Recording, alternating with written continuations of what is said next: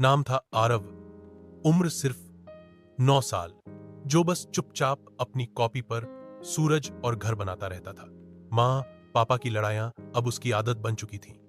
एक दीवार के इस पार माँ रोती थी, उस पार पापा चिल्लाते थे। एक दिन वो डर, जिसकी आहट कई सालों से आरव को सुनाई देती थी, हकीकत बन गया। उदासी उसके चेहरे पर छा गई है, जो उसकी बेबसी का मौन प्रमाण है।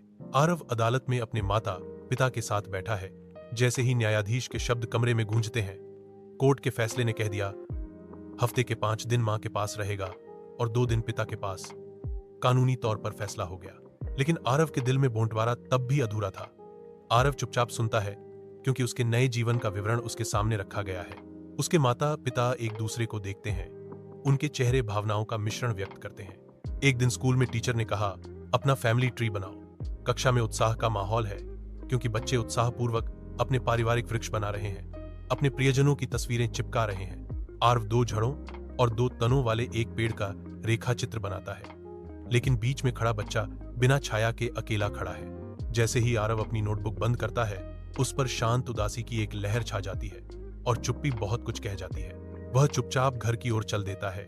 अनकही भावनाओं का बोझ उसके युवा कंधों पर भारी है। अब उसके 2 बैग थे, एक माँ के घर के लिए, एक पापा के घर के लिए। 2 बर्थडे, 2 अलग अलग स्कूल पिकअप और 2 अलग अलग गले, लेकिन एक भी ऐसा नहीं था जिसमें वो पूरी तरह से खुद को पा सके।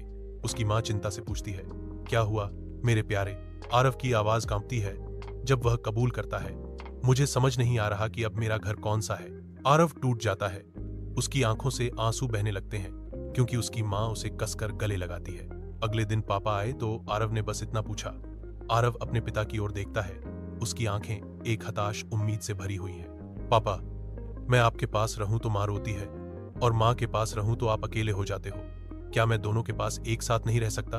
पिता की आंखें आंसुओं से भरने लगती हैं। यह उनके साझा दर्द की एक मौन स्वीकृति है। आरव पूछता है, क्या हम सब एक साथ नहीं रह सकते?